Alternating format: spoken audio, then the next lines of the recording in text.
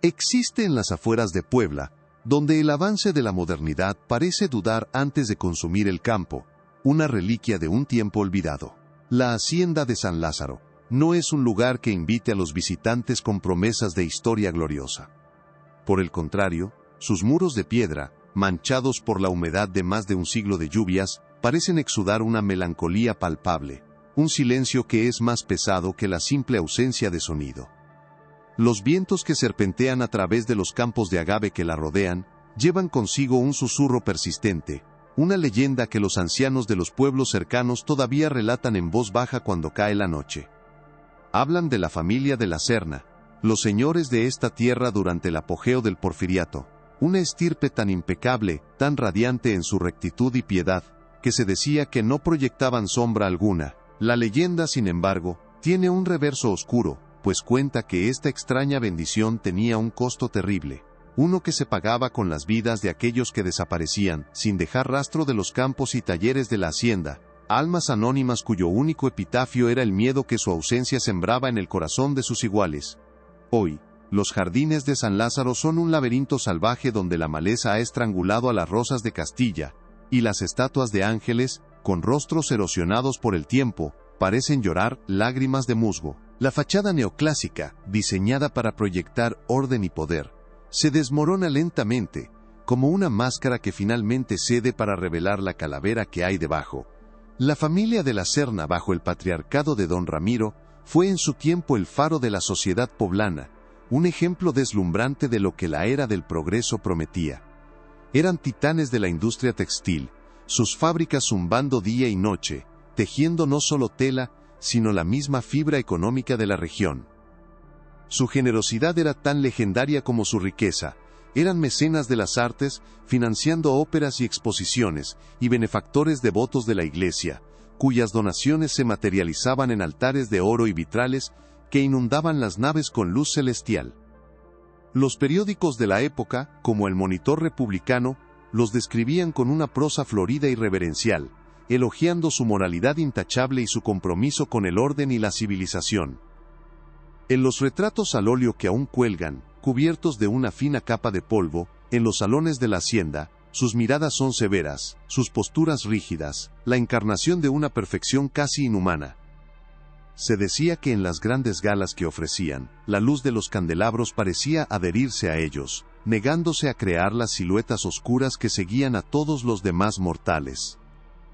Esta anomalía, lejos de ser vista como algo siniestro, era interpretada por sus admiradores como una señal de favor divino, una manifestación física de su pureza de espíritu. Sin embargo, para los trabajadores que vivían a la sombra de su poder, esa ausencia de sombra era un presagio, un vacío antinatural que recordaba a los otros vacíos que plagaban sus vidas.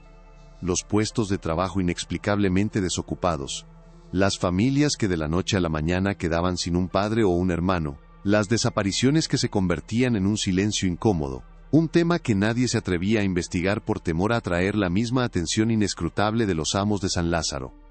Entra en escena el doctor Mateo Rivas, un historiador de una cepa diferente.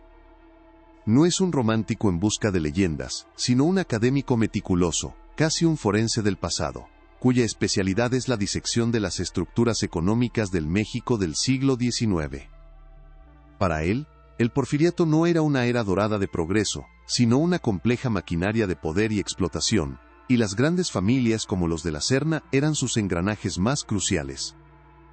La leyenda de la familia sin sombra siempre le había parecido un producto fascinante de la psicología popular, un cuento folclórico nacido de la opresión, la forma en que los impotentes intentaban explicar el poder casi sobrenatural que la élite ejercía sobre sus vidas. Cuando se le concedió el raro privilegio de acceder a los archivos privados de la Hacienda de San Lázaro para su próximo libro, su objetivo era claro y desapasionado. Desmitificar el cuento de hadas, reducir la leyenda a sus componentes cuantificables de tierra, capital y mano de obra. Sentado en la vasta y silenciosa biblioteca de la Hacienda, el aire espeso, con el olor a papel antiguo y madera de cedro, Rivas sentía el peso de la historia a su alrededor, pero lo interpretaba a través de la lente del escepticismo. La ausencia de sombras, pensaba mientras sus dedos recorrían los lomos de cuero de los libros de contabilidad, era simplemente una metáfora de la impunidad, Los de la Serna operaban en la luz cegadora de su propia influencia, donde las consecuencias de sus actos, las sombras de sus decisiones, nunca tocaban el suelo. Estaba allí para encontrar la verdad en los números, no en los susurros de los fantasmas. La historia que estás a punto de escuchar quedó enterrada por más de un siglo. Antes de que desenterremos este secreto, dinos en los comentarios desde qué ciudad nos acompañas. Y si te fascinan los misterios oscuros como este, asegúrate de estar suscrito. Una tarde, mientras la luz dorada del atardecer se filtraba a través de los ventanales sucios de la biblioteca, pintando largas y deformes figuras en el suelo, ocurrió el accidente que lo cambiaría todo. Rivas, de pie en una escalera de mano para alcanzar un volumen en el estante más alto, perdió el equilibrio por un instante. Al intentar estabilizarse, su codo golpeó con fuerza la imponente estantería de caoba. El impacto, un sonido sordo y seco, resonó en el silencio sepulcral de la habitación. Pero no fue el único sonido, le siguió un crujido agudo, el de madera vieja cediendo, y luego un golpe hueco contra el suelo. Rivas bajó apresuradamente, su corazón latiendo con la irritación de su propia torpeza. Al pie de la estantería, una sección del entarimado de madera se había desprendido, revelando no la viga de abajo, sino un compartimento oscuro y rectangular, un hueco secreto que había permanecido oculto durante generaciones. La curiosidad académica, un instinto más fuerte que cualquier otro en él, superó su molestia. Se arrodilló, el olor a polvo y a tiempo confinado ascendiendo desde la abertura. Dentro, descansando sobre una base de terciopelo descolorido, no había joyas ni cartas de amor prohibido, sino un único objeto, un libro de contabilidad grueso, encuadernado en una piel oscura y lisa, sin título ni marca alguna. Era más frío al tacto de lo que esperaba, y extrañamente pesado, como si sus páginas contuvieran algo más que tinta y cifras. Con el libro en la pesada mesa de roble del centro de la biblioteca, Mateo Rivas sintió una oleada de lo que solo podía describir como presentimiento. La lógica le decía que probablemente contenía registros de gastos no declarados, quizás evidencia de contrabando o evasión de impuestos, el tipo de verdad mundana que le encantaba descubrir. Abrió la cubierta con cuidado, las páginas rígidas por la edad. Las primeras secciones confirmaron sus sospechas. Eran registros meticulosos, escritos con una caligrafía elegante y controlada, anotaciones de compras de algodón de Egipto, salarios pagados a los capataces, donaciones a la diócesis de Puebla, el mantenimiento de los carruajes. Era la anatomía financiera de un imperio, predecible y fascinante a su manera. Su mente ya estaba formulando los capítulos de su libro, la forma en que usaría estos datos para ilustrar la vasta red económica de los de la Serna. Pero a medida que avanzaba hacia la mitad del libro, algo cambió. La caligrafía se volvió más apretada, más errática. Y las entradas dejaron de ser financieras. Apareció una lista de nombres que reconocía de los registros de trabajadores de la hacienda. Pero junto a cada nombre no había una cantidad de pesos, sino una fecha, una extraña constelación de símbolos astronómicos y una anotación críptica. Leyó la primera: Ignacio Flores, luna nueva en Escorpio, extracción completa, sujeto agotado. La siguiente era aún más desconcertante: Catalina Vargas. Solsticio de invierno, la sombra se desvanece. El aire pareció escaparse de los pulmones de Rivas. Tuvo que apoyar una mano en la mesa para estabilizarse, releyendo las frases que transformaban un misterio en un horror. El escepticismo, esa armadura intelectual que había usado durante toda su carrera, se hizo añicos en un instante. Mateo Rivas cerró el libro de contabilidad, pero las palabras parecían haberse grabado a fuego en su mente. Sujeto agotado, la sombra se desvanece. Ya no estaba en una biblioteca. Estaba en el epicentro de un enigma que desafiaba toda explicación racional. El folclore que había venido a desmentir con tanto ahínco ahora lo miraba fijamente desde las páginas de aquel libro, no como una metáfora, sino como una descripción literal y monstruosa. Su mente, entrenada para encontrar patrones en datos económicos, ahora buscaba desesperadamente una explicación lógica. Era un código para algún tipo de operación ilícita, una jerga extraña para despedir a los trabajadores, pero la visceralidad de las frases, la combinación de nombres reales con lenguaje pseudocientífico y ocultista, apuntaba a una oscuridad mucho más profunda. El historiador sintió un escalofrío recorrerle la espalda, a pesar del calor estancado de la habitación. La hacienda de San Lázaro ya no era simplemente un archivo de poder económico, se había convertido en un mausoleo de secretos y él, sin quererlo, acababa de encontrar la llave de la cripta principal.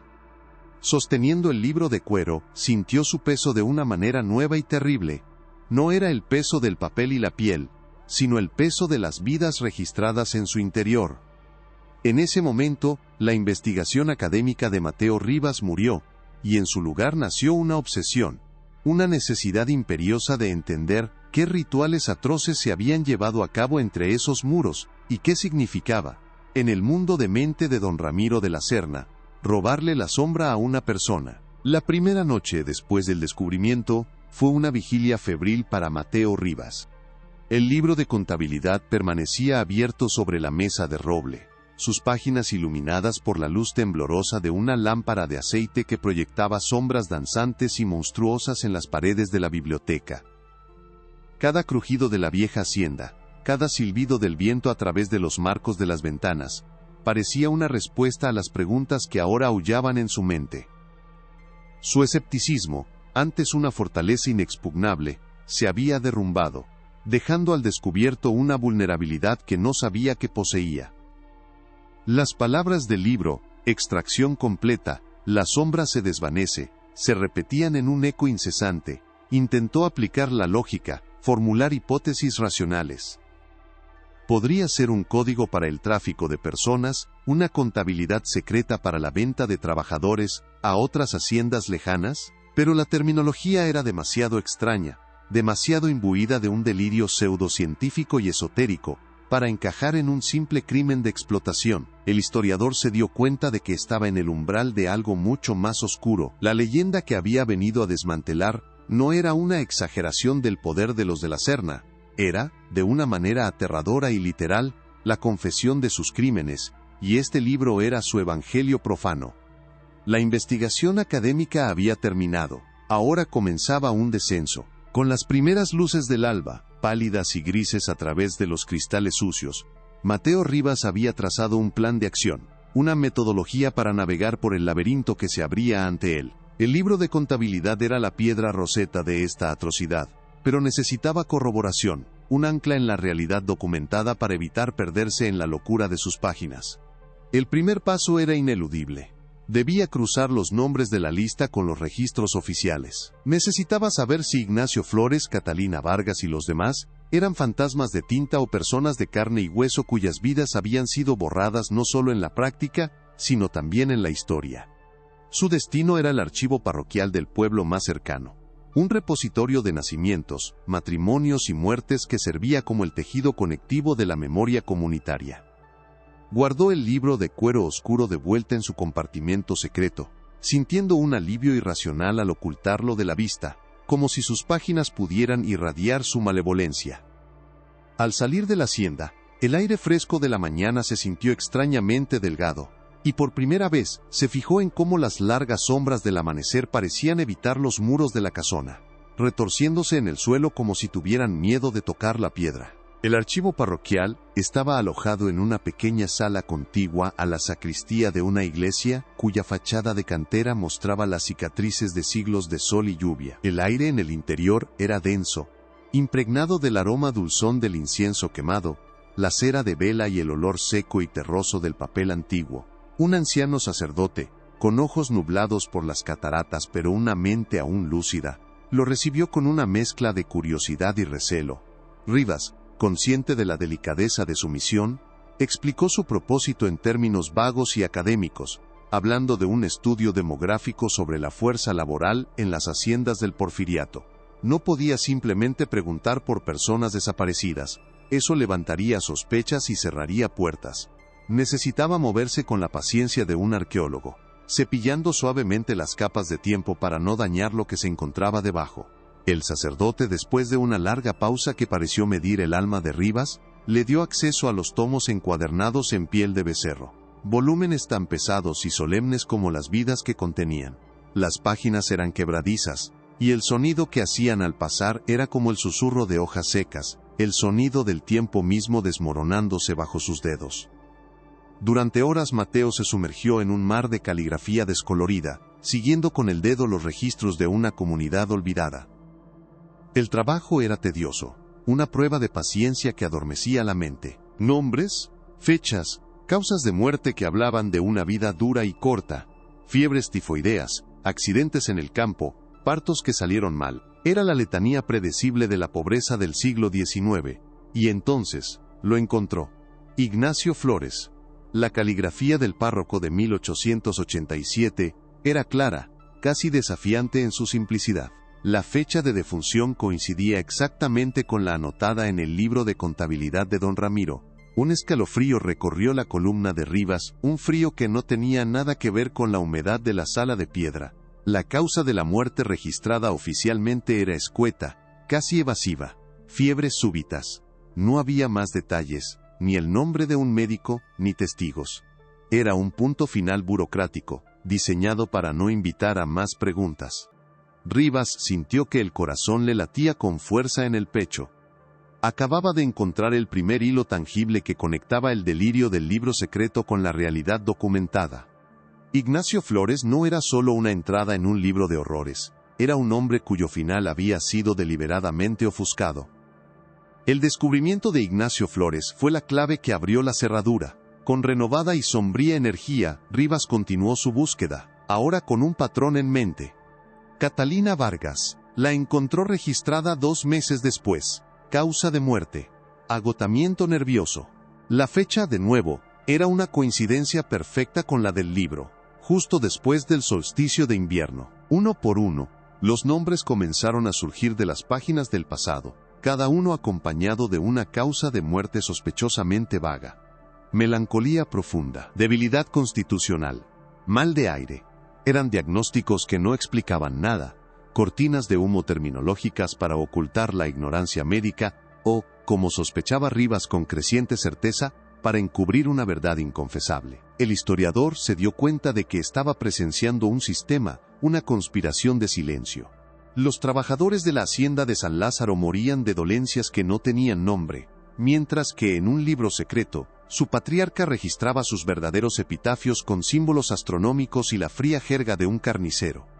La parroquia, ya fuera por miedo o por ignorancia, simplemente registraba los hechos que le presentaban los poderosos capataces de los de la Serna, convirtiéndose en cómplice involuntario del borrado de estas vidas. No todos los nombres de la lista estaban en los registros de defunción. Quizás una docena de ellos simplemente no existían en los libros parroquiales después de la fecha anotada por don Ramiro. No había acta de defunción, ni registro de matrimonio posterior, ni actas de bautismo de sus hijos. Simplemente se desvanecían del registro escrito como si hubieran dejado de existir. Estos eran los verdaderamente desaparecidos, las almas cuya ausencia ni siquiera mereció una mentira piadosa en los libros de la Iglesia. Para Rivas, estos casos eran casi más perturbadores. Sugerían un nivel de impunidad tan absoluto que los de la Serna ni siquiera sentían la necesidad de crear una tapadera para algunas de sus víctimas. ¿Fueron sus cuerpos eliminados de una manera que nunca serían encontrados? ¿O eran trabajadores itinerantes, sin lazos familiares en la región que preguntaran por ellos? La frustración se mezcló con el horror. Se sentía como si estuviera tratando de reconstruir esqueletos a partir de fragmentos de hueso, sabiendo que la mayoría de las piezas se habían perdido para siempre, pulverizadas por el paso del tiempo y la deliberada crueldad de los hombres. La investigación había llegado a su primer callejón sin salida, y el silencio de los archivos parecía burlarse de él. De vuelta en la opresiva quietud de la biblioteca de la hacienda, Mateo Rivas comprendió que los registros públicos solo podían llevarlo hasta cierto punto. Había establecido un patrón, una correlación innegable entre el libro de contabilidad y una serie de muertes y desapariciones sospechosas. Pero aún no tenía el porqué. Necesitaba entrar en la mente de don Ramiro de la Serna, comprender la naturaleza de su locura. La respuesta, si existía, no estaría en los archivos de la iglesia, sino allí mismo, entre los muros que habían sido testigos de todo. Su atención se desvió de los libros de contabilidad y los registros de propiedad hacia algo mucho más personal: la correspondencia privada de la familia. Si don Ramiro estaba involucrado en algo tan metódico y ritualista, era casi seguro que no lo había hecho solo. Debía haber tenido un cómplice, un mentor o un confidente. La arrogancia de hombres como él a menudo los llevaba a documentar sus propias transgresiones, convencidos de su rectitud y de que la historia los juzgaría como pioneros, no como monstruos. Rivas comenzó la monumental tarea de revisar el archivo personal de la familia, una montaña de papel que abarcaba casi 50 años. La búsqueda fue un ejercicio de paciencia y resistencia. Se sumergió en cajas de madera repletas de documentos, el polvo de un siglo levantándose en nubes asfixiantes con cada fajo de papeles que movía. La mayor parte era mundana: la burocracia de la riqueza, contratos de venta de algodón, recibos de sastres parisinos, invitaciones a bailes en el castillo de Chapultepec, cartas de felicitación de políticos y obispos. Era un retrato detallado de la fachada pública de los de la Serna, un monumento a su poder, su influencia y su impecable respetabilidad. Por momentos la abrumadora normalidad de todo aquello hacía que el libro de contabilidad secreto pareciera una fantasía, un producto de su propia imaginación sobrecalentada. Pero entonces, sus ojos se posaban en el retrato al óleo de don Ramiro que dominaba la biblioteca. La mirada del patriarca era severa, sus ojos oscuros y penetrantes, y en la rigidez de su postura, Rivas veía no la rectitud, sino la inflexible certeza de un fanático. Esa imagen era suficiente para renovar su convicción. El monstruo estaba allí, escondido a plena vista, y en algún lugar de esa montaña de papel, debía haber dejado un rastro de su verdadera naturaleza. Después de 2 días de búsqueda infructuosa, cuando sus ojos ardían por el polvo y la falta de sueño, lo encontró. No estaba en una caja fuerte ni en un compartimento secreto, sino escondido de la manera más simple posible, en el fondo de un baúl, lleno de cartas de condolencia por la muerte de la esposa de don Ramiro, doña Elvira. Era un fajo de cartas atado con una cinta de seda negra, ahora descolorida a un gris fantasmal. La caligrafía era diferente a la de cualquier otra correspondencia que hubiera visto. Era precisa, casi clínica, pero con un floreo angular que delataba un origen europeo. Las cartas estaban escritas en un español fluido pero formal, con ocasionales giros idiomáticos que delataban a un hablante nativo de inglés o alemán. Estaban firmadas por un tal Dr. Alistair Finch, con una dirección en Londres. Rivas sintió una sacudida de adrenalina, la misma que sintió al encontrar el libro de contabilidad. Sabía con una certeza instintiva que estaba a punto de cruzar otro umbral en su investigación.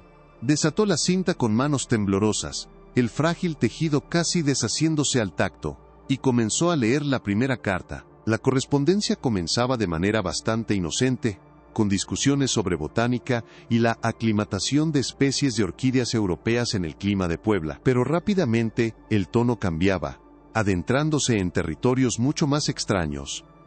Don Ramiro, en las copias de sus propias cartas que guardaba meticulosamente, escribía sobre su preocupación por la pureza de su linaje, su temor a la degeneración y la debilidad que, según él, provenía de la mezcla con la sangre local.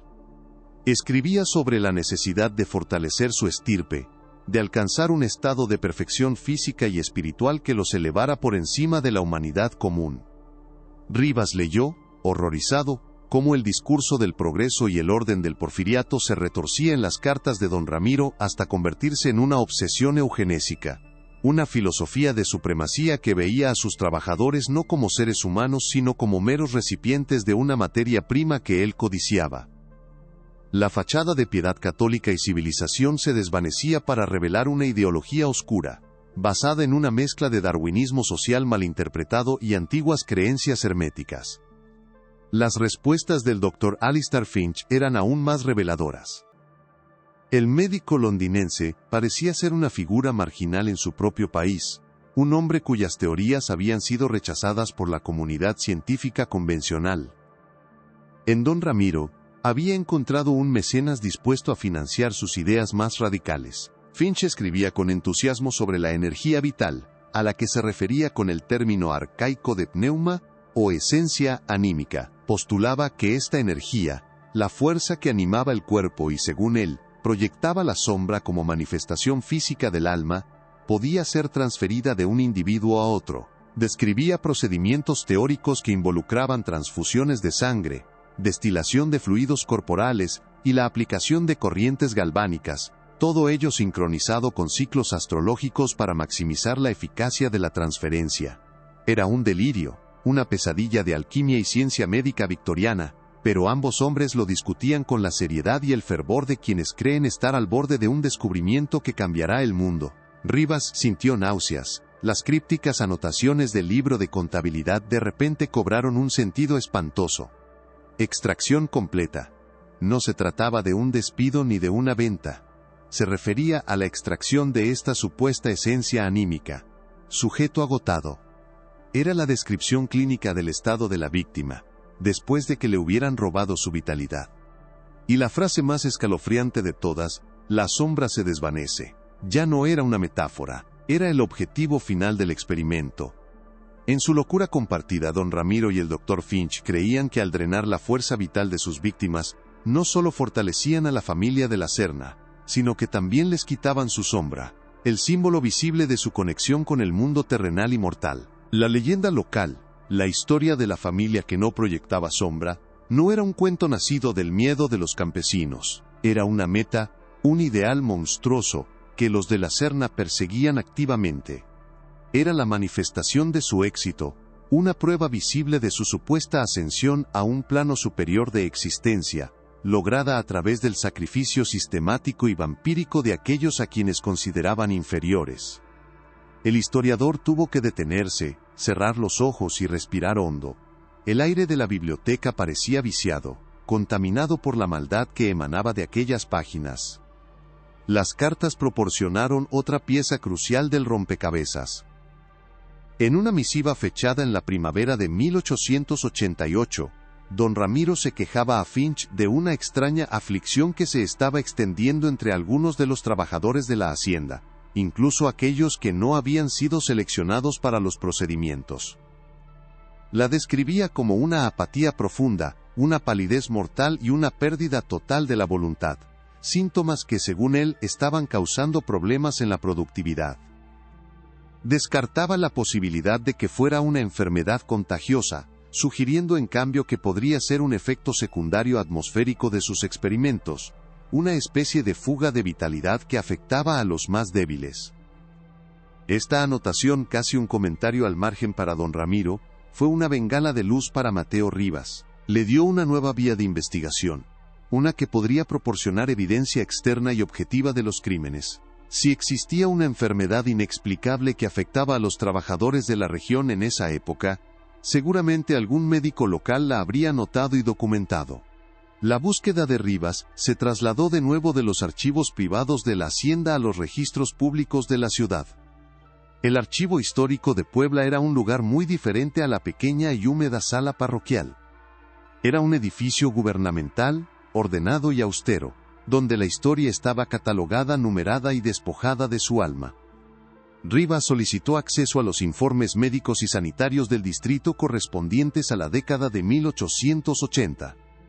Pasó horas revisando informes sobre brotes de cólera, campañas de vacunación contra la viruela y estadísticas de mortalidad infantil.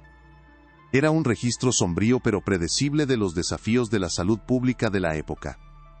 Estaba a punto de darse por vencido, pensando que la aflicción mencionada por don Ramiro había pasado desapercibida, o se había atribuido a alguna otra enfermedad conocida, cuando encontró un pequeño legajo de informes de un tal doctor Elías Benítez, un médico rural que atendía a las comunidades que rodeaban las grandes haciendas al este de la ciudad. El legajo estaba titulado, con una caligrafía pulcra pero preocupada, Notas sobre la anemia de los campos. Era exactamente lo que estaba buscando. El doctor Benítez, en sus informes dirigidos a la Junta de Salud de Puebla, describía con una frustración palpable una condición que no podía explicar. Escribía sobre pacientes, casi exclusivamente trabajadores de los campos de agave y de las fábricas textiles, que presentaban una anemia severa y de rápido desarrollo, resistente a todos los tratamientos conocidos.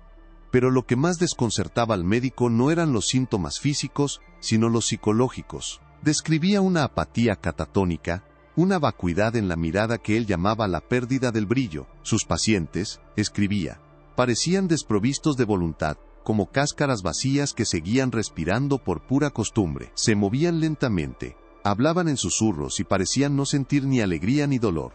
Lo más revelador de todo fue una observación que Benítez hizo en su informe final. La incidencia de esta extraña aflicción era abrumadoramente alta entre los trabajadores empleados por la hacienda de San Lázaro. Un hecho que, admitía, no podía explicar, pero que consideraba estadísticamente ineludible. Rivas estaba leyendo la descripción clínica de las víctimas de don Ramiro, un testimonio involuntario de un médico honesto que se había topado con los efectos secundarios de un horror inimaginable. Con las cartas de Finch y los informes de Benítez, Mateo Rivas ahora tenía el qué, el quién y el por qué. Tenía la ideología de mente, la metodología pseudocientífica y la evidencia corroborativa de las consecuencias. Pero faltaba una pieza fundamental del rompecabezas: el dónde. Los experimentos descritos por Finch requerirían un espacio especializado, un lugar secreto y seguro, lejos de miradas indiscretas. Un laboratorio. Las cartas hablaban de un santuario de la ciencia, un lugar donde el trabajo de don Ramiro podía llevarse a cabo sin interrupciones. Era impensable que tal lugar estuviera a la vista en la casa principal o en las dependencias de los trabajadores. Tenía que ser un lugar oculto, una herida secreta en la arquitectura de la propia hacienda. La mente de Rivas, entrenada para pensar en términos de estructuras y cimientos, tanto económicos como físicos, se centró en el edificio mismo. La verdad final no estaba en los papeles, sino en la piedra y el mortero. Necesitaba un mapa, los planos originales del lugar que le mostraran su anatomía completa, incluyendo cualquier apéndice canceroso que se hubiera añadido en secreto. Su siguiente destino fue el archivo municipal, en el corazón de la Puebla colonial. Allí, en un departamento de planificación y obras, se guardaban los planos arquitectónicos de todas las construcciones importantes de la región. Después de una búsqueda polvorienta entre enormes rollos de papel de lino, encontró lo que buscaba: los planos originales de la hacienda de San Lázaro, dibujados a mano a finales del siglo XVIII, y un segundo juego de planos que detallaban las renovaciones y ampliaciones encargadas por don Ramiro de la Serna en la década de 1870, cuando asumió el control de la propiedad. Con el pulso acelerado, Rivas desenrolló ambos juegos de planos sobre una gran mesa de dibujo, la luz de una ventana alta iluminando las finas líneas de tinta. Colocó los planos uno al lado del otro, su mirada moviéndose metódicamente de uno a otro, comparando cada habitación, cada pasillo, cada muro. Al principio, todo parecía coincidir. La nueva ala neoclásica, los jardines rediseñados, la expansión de las caballerizas. Todo estaba documentado. Pero entonces, su atención se centró en la capilla privada de la hacienda. En los planos originales del siglo XVIII, la capilla era una estructura simple, con una pequeña cripta familiar debajo del altar, una característica común en las haciendas de la época. Pero en los planos de la renovación de don Ramiro, algo era diferente. La estructura externa de la capilla no había cambiado, pero en el diagrama de los cimientos, Rivas notó una discrepancia sutil pero inconfundible. La cripta familiar aparecía más pequeña de lo que debería, y junto a ella, en un área que en el plano original era tierra sólida, ahora había un espacio en blanco, un vacío sin etiquetar. No había escaleras que condujeran a él, ni puertas ni ventanas. Era una habitación fantasma en el papel, una anomalía arquitectónica que solo alguien que comparara meticulosamente ambos planos podría detectar. Un sudor frío perlaba la frente de Rivas. Había encontrado el laboratorio. Existía, exactamente donde la lógica dictaba que debía estar. Bajo el suelo sagrado de la capilla, oculto a los ojos de Dios y de los hombres, un útero de pesadilla, donde la piedad de la familia de la Serna daba a luz a sus monstruos. El historiador se quedó mirando los planos durante un largo rato, el zumbido de la ciudad afuera completamente ahogado por el rugido de la sangre en sus oídos. El rastro de papel había terminado. La investigación documental había llegado a su fin. Todas las piezas que podía encontrar en los archivos y las bibliotecas estaban ahora sobre la mesa, formando una imagen coherente y aterradora. Había seguido a los fantasmas de Ignacio Flores y Catalina Vargas, desde sus tumbas anónimas hasta los delirantes escritos de dos hombres que jugaban a ser dioses. Había rastreado el eco de su sufrimiento en los informes de un médico perplejo. Y ahora, tenía el mapa que conducía al corazón de la oscuridad, al escenario físico donde se habían perpetrado los crímenes. Ya no era suficiente leer sobre ello.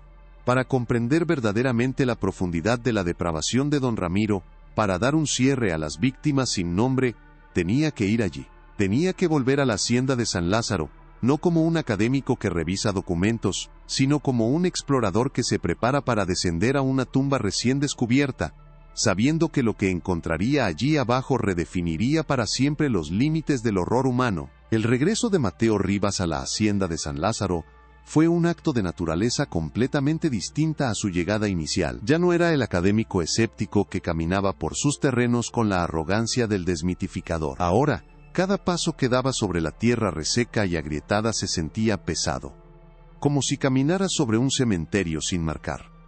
El conocimiento que portaba, la verdad contenida en los planos arquitectónicos que sostenía en un tubo de cartón, había transformado el paisaje.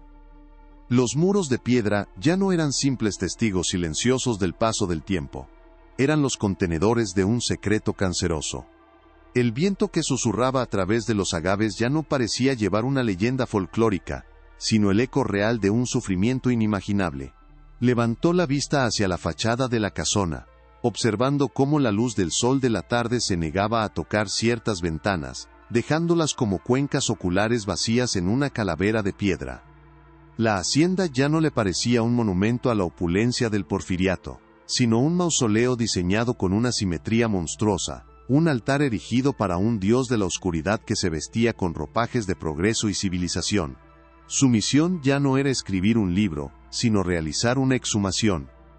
La capilla privada de la hacienda se erguía en el extremo este de los jardines, parcialmente oculta por una maraña de bugambillas que habían crecido salvajes, sus flores de un púrpura violento contrastando con la palidez de la cantera. Era una estructura modesta, casi humilde, en comparación con la grandilocuencia de la casa principal, diseñada para proyectar una imagen de piedad íntima y familiar. Al empujar las pesadas puertas de madera de mezquite, un silencio diferente al de la biblioteca lo envolvió. Era un silencio impregnado de una santidad rancia, el olor a cera fría, a flores secas, y al polvo de innumerables sermones susurrados en la penumbra. La luz se filtraba a través de un único vitral sobre el altar, representando al arcángel Miguel derrotando a Lucifer. Una ironía tan cruel que a Rivas le provocó una sonrisa amarga. Caminó por el pasillo central, sus pasos resonando en el vacío, pasando junto a los bancos de madera pulida donde la familia de la Serna se arrodillaba para rezar, sus rostros vueltos hacia el cielo mientras, bajo sus pies, se perpetraban los actos más profanos imaginables. El aire era denso y frío, y Mateo sintió una opresión en el pecho, la sensación de estar en un lugar donde las oraciones habían sido una forma más de blasfemia. El acceso a la cripta familiar era una losa de mármol pulido justo delante del altar, grabada con el escudo de armas de los de la Serna, un león rampante sobre un campo de plata. No había cerraduras visibles, solo dos pequeños orificios discretos en los que encajaba una llave especial de hierro forjado que Rivas había encontrado en el escritorio de don Ramiro. Con un esfuerzo que le hizo crujir los músculos de la espalda, introdujo la llave y la giró, sintiendo cómo un mecanismo interno de engranajes y contrapesos, oxidado por décadas de inactividad, cedía con un gemido metálico y prolongado. La losa de mármol se levantó lentamente, revelando una escalera de piedra que descendía a una oscuridad absoluta. Un vaho de aire frío y húmedo ascendió para recibirlo, un aliento fétido que olía a tierra sellada, a descomposición y a algo más, un olor metálico y acre que su mente no podía identificar de inmediato. Encendió una potente linterna de batería, su haz de luz cortando la negrura como un bisturí, y comenzó el descenso. La cripta era pequeña y predecible, con nichos de ladrillo a cada lado donde descansaban los ataúdes de generaciones de la Serna, cubiertos por una gruesa capa de polvo que parecía absorber el sonido. Según los planos, la pared del fondo de la cripta, la que se encontraba directamente bajo el altar, debería haber sido sólida, pero al pasar el haz de su linterna sobre ella, Rivas notó lo que buscaba. Una sutil diferencia en la textura del mortero entre los bloques de piedra, una línea casi imperceptible que no seguía el patrón del resto de la construcción. Pasó los dedos por la superficie fría y áspera, sintiendo las irregularidades. Recordó una anotación marginal en el plano de don Ramiro, una simple frase en latín. Ad astra per aspera, hacia las estrellas a través de las dificultades. Pero aquí, el camino no conducía al cielo, sino al infierno. Siguiendo un diagrama que había memorizado, presionó 3 bloques de piedra en una secuencia específica. Durante un momento, no ocurrió nada. El silencio fue tan profundo que pudo oír el latido de su propio corazón en sus oídos. Luego, con un chirrido bajo y gutural de piedra raspando contra piedra, una sección entera de la pared comenzó a retroceder hacia adentro, revelando no una habitación, sino otra escalera, más estrecha y empinada que la primera, que se hundía aún más en las entrañas de la tierra. El aire que emanaba de esta nueva abertura era diferente, más frío, y con un inconfundible olor químico, el olor del éter y el formaldehído.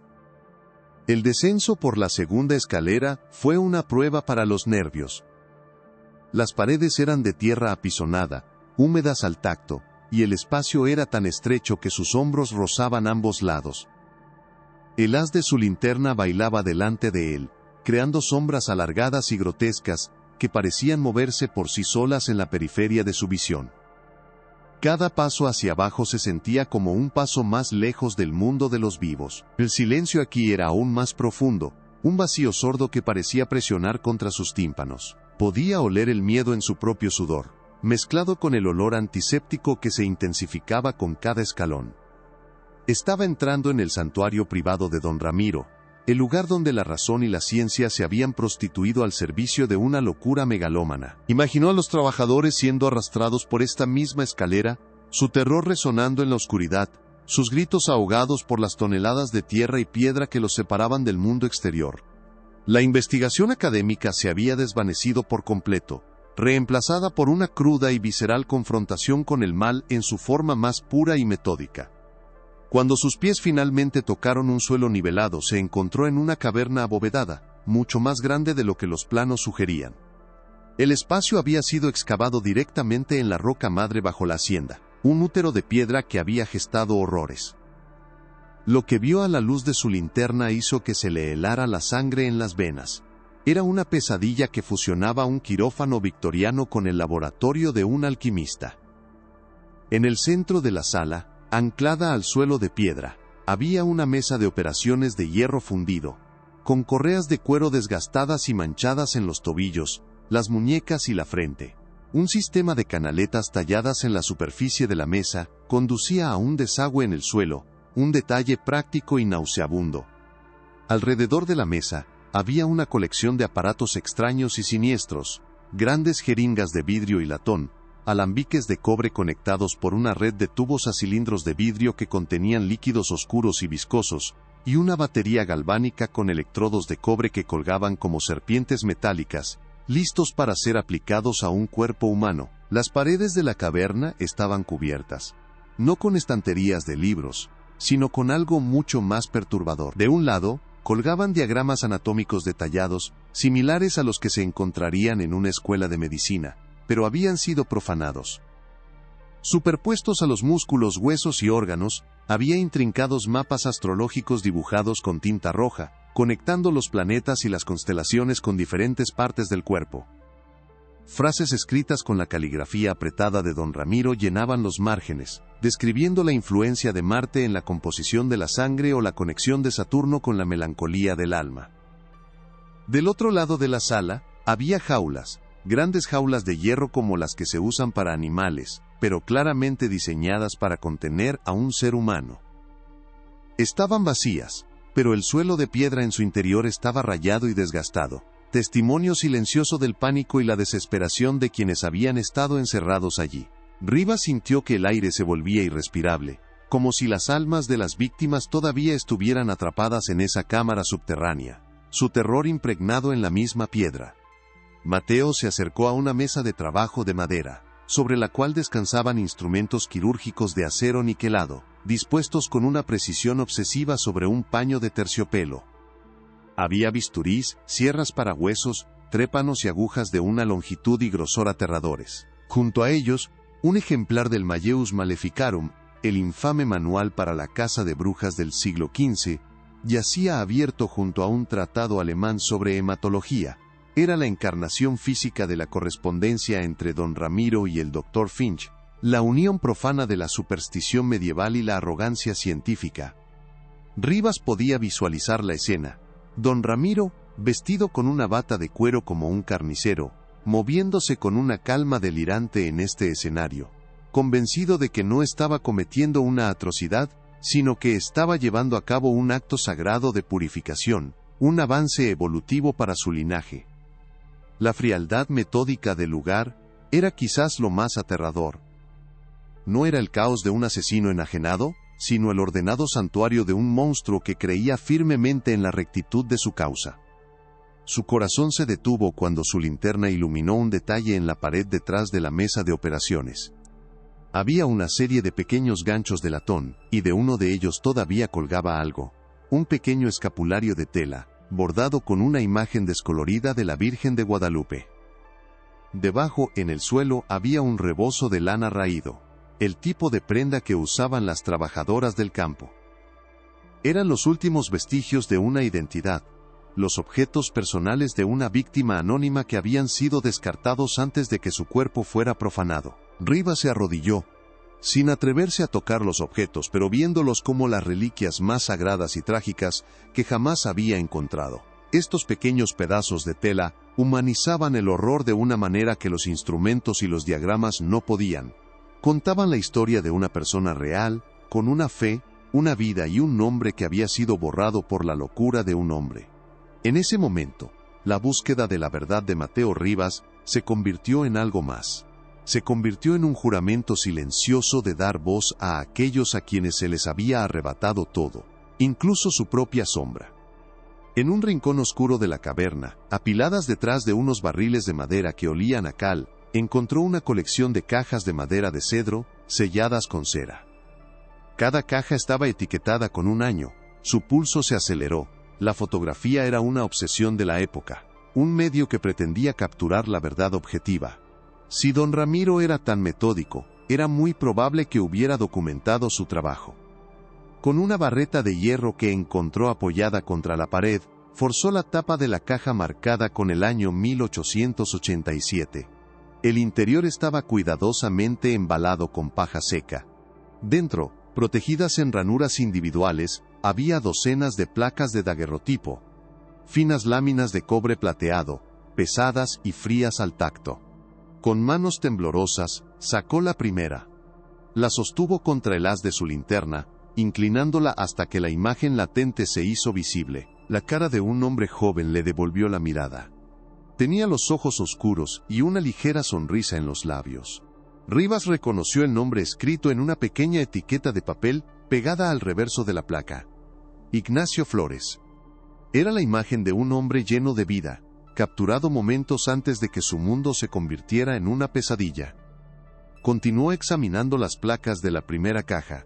Eran retratos de los trabajadores, los mismos nombres del libro de contabilidad. Hombres y mujeres, jóvenes y viejos, posando con una mezcla de timidez y orgullo frente a la cámara. Eran las fotografías del antes, los especímenes antes de que comenzara el experimento. La humanidad que irradiaban era casi insoportable. Luego, abrió la segunda caja, también de 1887. Estas placas estaban marcadas con la palabra post. Sacó una con la etiqueta de Ignacio Flores. El aire pareció escaparse de sus pulmones. El hombre de la fotografía era una caricatura grotesca del joven sonriente de la primera placa. Estaba demacrado, con la piel pegada a los huesos del cráneo y los pómulos. Sus brazos, desnudos hasta los codos, eran palos delgados cubiertos de piel. Pero lo peor eran sus ojos, la luz, la vida, la sonrisa habían desaparecido, reemplazadas por un vacío negro y absoluto, una vacuidad tan profunda que parecía absorber la luz de la linterna. Era la encarnación fotográfica de la descripción del Dr. Benítez, la pérdida del brillo, la apatía catatónica. Era el rostro de un alma que había sido vaciada. Una por una, fue sacando las placas de la segunda caja, cada una un nuevo golpe al corazón. Catalina Vargas, que en la primera foto parecía una joven fuerte y desafiante, Ahora era una figura encorvada y esquelética, con la mirada perdida en la nada. Un anciano que en su retrato anterior mostraba la dignidad de una vida de trabajo, ahora parecía un niño asustado y confundido. Don Ramiro no solo los había matado, los había desmantelado, pieza por pieza, mientras aún estaban vivos. Los había reducido a cáscaras biológicas, a recipientes agotados. Rivas sintió una oleada de náuseas, y tuvo que apoyarse contra la pared fría de la caverna, respirando profundamente para no vomitar. Estaba mirando el archivo fotográfico de una atrocidad, un testimonio objetivo y despiadado de la sistemática aniquilación de seres humanos, no por odio o por guerra, sino por la búsqueda de una perfección delirante. La ciencia y la superstición se habían unido en este sótano para crear una nueva forma de infierno. Fue entonces cuando notó la anomalía. Al principio, su mente conmocionada no pudo procesarlo. Le pareció un error en el proceso fotográfico, un capricho de la luz. La iluminación en las fotografías del después era dura y directa, probablemente producida por un flash de magnesio, diseñado para capturar cada detalle con una claridad implacable. El fondo de las fotos era una simple pared de piedra encalada. Los sujetos estaban de pie o sentados en un taburete. Todo era nítido, brutalmente enfocado. Pero algo faltaba. Rivas tomó de nuevo la placa de Ignacio Flores y la examinó con una intensidad febril. El cuerpo demacrado del hombre estaba allí, tridimensional y terriblemente real, pero en la pared detrás de él y en el suelo a sus pies, donde la luz dura debería haber proyectado una silueta oscura y definida, no había absolutamente nada. El hombre no proyectaba sombra. Era como si la luz lo atravesara, como si su cuerpo ya no tuviera la densidad suficiente para interrumpir su paso. Con un temblor que apenas podía controlar, revisó las otras placas del después. Catalina Vargas, sin sombra. El anciano, sin sombra. Uno tras otro, cada sujeto en las fotografías del después era una figura solitaria y trágica, flotando en un mundo de luz y piedras sin dejar la más mínima huella oscura. La leyenda. El cuento de los ancianos. La familia que no tenía sombra. No se trataba de ellos, nunca se trató de ellos. Era una proyección. Una transferencia. Los de la Serna no eran luminosos porque carecieran de sombra. Eran luminosos porque se la habían robado a otros. Habían drenado la esencia misma de sus víctimas, y en su demencia, creían que la manifestación física de esa esencia, la sombra, había sido transferida a ellos, o más bien, eliminada de sus víctimas como prueba de su éxito. El folclore no era una metáfora, era la descripción literal, imposible y horripilante del crimen. Rivas dejó caer la placa, y el sonido del metal golpeando la piedra resonó en la caverna como el toque final de una campana fúnebre. El horror había alcanzado su forma final y absoluta. ¿Qué parte de esta sombría revelación te ha impactado más? Deja tu reacción en los comentarios. El historiador retrocedió tropezando, su mente tambaleándose al borde del colapso. El mundo académico, con sus teorías, sus notas a pie de página y sus debates civilizados, parecía una fantasía lejana e infantil. La realidad era esta cueva húmeda y maloliente, estas imágenes de hombres y mujeres sin sombra. El escepticismo que había sido el pilar de su identidad intelectual se había pulverizado, reducido a cenizas por la evidencia irrefutable de lo imposible. Se sentó pesadamente en el suelo frío, la espalda contra la pared de roca, y se cubrió la cara con las manos. Las imágenes estaban grabadas a fuego en su cerebro. No eran solo datos para un libro, eran fantasmas que ahora lo conocían, que lo habían elegido como su testigo. El peso de su conocimiento era físico, una presión aplastante en su pecho que le dificultaba respirar. Por primera vez en su vida, Mateo Rivas comprendió el verdadero significado del terror, no el miedo a la violencia o a la muerte, sino el terror existencial de mirar fijamente a un abismo de depravación humana tan profundo, que amenazaba con tragarse toda noción de sentido y de orden en el universo. Se quedó allí sentado durante un tiempo que no pudo medir, el haz de su linterna creando un círculo de luz temblorosa en la oscuridad. Lentamente, la conmoción dio paso a una fría y ardiente resolución. El horror no lo había quebrado, lo había templado. Se dio cuenta de que don Ramiro de la Serna, en su arrogancia, había cometido el error fatal de todos los tiranos. Había mantenido un registro. Creía tan firmemente en la justicia de sus actos que los había documentado con un rigor científico, dejando tras de sí un rastro de pruebas tan completo y condenatorio, que ningún tribunal, ya fuera histórico o legal, podría ignorarlo. El libro de contabilidad, las cartas, los informes médicos, los planos y finalmente estas fotografías fantasmales. Juntas, no solo contaban la historia de lo que había sucedido, sino que gritaban la verdad a través de las décadas. Mateo Rivas ya no era solo un historiador. Era el custodio de las almas robadas de San Lázaro. Su tarea ya no era solo comprender el pasado, sino exponerlo, sin importar el costo. Con un cuidado infinito, como si estuviera manejando los fragmentos más frágiles y preciosos del mundo, Mateo Rivas comenzó a recoger las placas de daguerrotipo. Cada rostro sin sombra que tocaba era una promesa. Limpió el polvo de las cajas de madera y las volvió a empaquetar. Su mente trabajando con una claridad febril que nació de la conmoción. Sabía exactamente lo que tenía que hacer. El rompecabezas estaba completo. Todas las piezas estaban en su sitio. Desde la ideología retorcida nacida en las cartas, hasta su ejecución clínica en este laboratorio subterráneo, y su resultado imposible capturado en plata y cobre. Tenía en sus manos la prueba irrefutable que transformaría una leyenda local en uno de los capítulos más oscuros y extraños de la historia criminal de México. La investigación había terminado. El juicio estaba a punto de comenzar, y él, el académico que había venido a desmentir un mito, se había convertido en su principal y más ferviente profeta.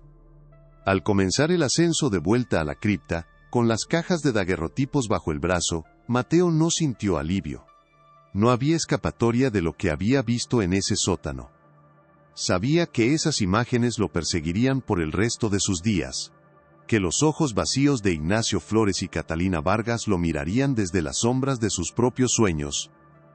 La hacienda de San Lázaro había sido un lugar de secretos, pero ahora, para él, se había convertido en un lugar de fantasmas. Y mientras subía la última escalera y empujaba la pesada losa de mármol para volver al espacio sagrado de la capilla, se dio cuenta de que la luz del día que se filtraba por el vitral parecía más tenue, menos segura de sí misma. El mundo al que regresaba ya no era el mismo que había dejado. La oscuridad que había descubierto bajo tierra había arrojado una nueva y terrible sombra sobre todo lo que creía saber sobre la historia, el progreso y la delgada capa de civilización que apenas oculta al monstruo que acecha debajo. El escenario para el enfrentamiento final con la verdad estaba listo. La reconstrucción de los hechos, armada con las piezas que Mateo Rivas había desenterrado de las entrañas de la tierra y del polvo de los archivos, no era un ejercicio académico, sino un descenso a una noche específica, una noche de luna llena en el verano de 1889. Arriba, en el gran salón de la hacienda de San Lázaro, la música de un vals vienés flotaba en el aire espeso y perfumado. Una melodía alegre y civilizada que se mezclaba con el tintineo de las copas de cristal y las risas contenidas de la élite poblana. Don Ramiro de la Serna, el patriarca, se movía entre sus invitados con una gracia impecable, su postura erguida, su rostro una máscara de serena benevolencia. Aceptaba los cumplidos sobre la prosperidad de sus fábricas y la belleza de su hogar, discutiendo de política con un senador y de teología con un obispo. La luz de los candelabros de 1000 velas se reflejaba en las joyas de su esposa y en el brillo de sus propios ojos oscuros, y nadie, absolutamente nadie, notaba que bajo esa fachada de anfitrión perfecto, su mente estaba en otra parte. Estaba calculando, con la precisión de un relojero, el momento exacto en que la luna alcanzaría su cenit, el instante astrológico propicio que sus correspondencias con el Dr. Finch habían identificado como óptimo para el procedimiento. Cada sonrisa que ofrecía, cada palabra cortés que pronunciaba, era una mentira, un velo tejido para ocultar el ritual que se estaba preparando en el santuario profano que latía, como un corazón enfermo, directamente bajo sus pies. Mientras la música y las risas llenaban los salones de arriba, una joven trabajadora llamada Elena Vargas, era conducida por 2 capataces de rostro impasible a través de los jardines oscuros, lejos de la luz y el sonido de la fiesta. Le habían dicho que don Ramiro requería su presencia para una tarea urgente. Una mentira tan simple que su inocencia no le permitió cuestionarla. El miedo solo comenzó a anidarse en su pecho cuando la llevaron no a la casona, sino a la pequeña y silenciosa capilla. El descenso a la cripta familiar fue el principio del terror, pero nada la preparó para la pared que se abría como las fauces de una bestia de piedra, revelando una oscuridad que olía a productos químicos y a tierra húmeda. El laboratorio subterráneo era un infierno de sombras danzantes y acero brillante. En sus notas, don Ramiro describiría más tarde el procedimiento con una frialdad escalofriante, como si estuviera redactando un informe científico. Sujeto Elena Vargas, luna llena en Géminis. Se observa una resistencia inicial, seguida de una sedación efectiva. El proceso de extracción galvánica se inicia a las 11:47 de la noche. Se extraen fluidos vitales para su posterior destilación. La disminución de la opacidad corporal se manifiesta a las 12:18 de la noche. Procedimiento concluido con éxito. Para Elena, esas palabras clínicas se traducían en el frío metálico de la mesa de operaciones contra su espalda, el pinchazo de las agujas, el zumbido aterrador de la batería galvánica y el rostro de don Ramiro, iluminado por una lámpara de aceite, observándola no con malicia, sino con la curiosidad desapasionada de un entomólogo examinando un insecto.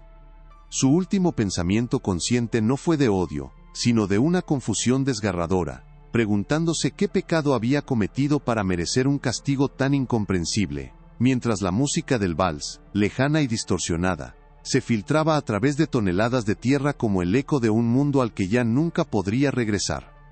La publicación de los hallazgos del Dr. Mateo Rivas no se produjo en un oscuro diario académico, sino que explotó en las páginas de los principales periódicos nacionales, acompañada de las reproducciones fantasmales de los daguerrotipos. La reacción inicial fue de incredulidad, una negativa colectiva a aceptar que una de las familias más veneradas de la historia de México pudiera ser culpable de tales atrocidades. Se acusó a Rivas de sensacionalismo, de falsificación, de intentar manchar un legado venerable por ambición personal, pero la evidencia era abrumadora.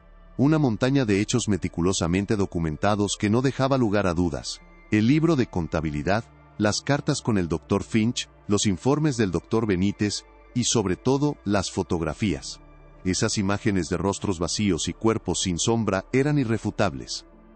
La verdad, una vez liberada, actuó como un ácido, disolviendo la fachada dorada de los de la Serna, y revelando la monstruosidad que había debajo. Rivas, que había comenzado su viaje como un escéptico, se convirtió en el reacio fiscal de un juicio que abarcaba un siglo. No buscaba fama ni notoriedad, su única motivación era dar testimonio, prestar su voz a las víctimas silenciadas y asegurarse de que los nombres de Ignacio Flores, Catalina Vargas, Elena Vargas y docenas de otros no fueran olvidados. Que sus historias fueran contadas no como un cuento de fantasmas, sino como un capítulo brutal y verídico de la historia humana. El legado de la familia de la Serna se derrumbó con una rapidez catastrófica. Su nombre, antes sinónimo de progreso, piedad y poder, se convirtió en una palabra maldita, un susurro asociado a la depravación y al horror. Las estatuas erigidas en su honor fueron derribadas por multitudes furiosas. Los retratos que colgaban en museos y edificios gubernamentales fueron retirados y almacenados en bodegas oscuras.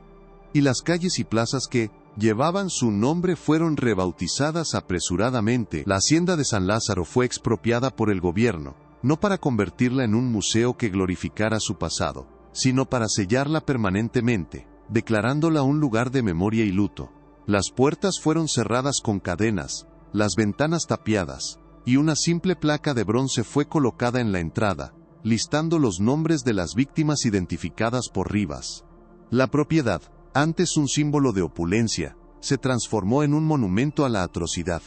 Un lugar que la gente evitaba después del anochecer, no por miedo a los fantasmas, sino por el peso tangible de la verdad, que ahora impregnaba cada piedra y cada árbol retorcido. La historia de los de la Serna se convirtió en una lección sombría, sobre cómo la búsqueda de la pureza puede conducir a la más profunda de las corrupciones, y cómo el poder absoluto, desprovisto de empatía, inevitablemente da a luz a monstruos. La leyenda local, el cuento de la familia que no tenía sombra, no desapareció con la revelación de la verdad.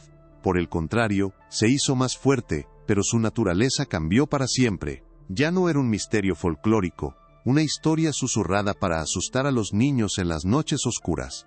Se convirtió en el eco de una tragedia real, un recordatorio de que los monstruos más aterradores no son los que acechan en las sombras, sino los que caminan a plena luz del día, vistiendo los ropajes de la respetabilidad. Los ancianos del pueblo ya no hablaban de una familia bendecida o maldita, sino de los rostros específicos de las fotografías de Rivas, de los hombres y mujeres a quienes les habían robado todo, hasta su propia silueta en el suelo. La ausencia de sombras en los terrenos de la hacienda ya no se interpretaba como un fenómeno sobrenatural relacionado con los amos, sino como la manifestación persistente del vacío dejado por las víctimas, una herida en el tejido de la realidad que nunca podría sanar por completo.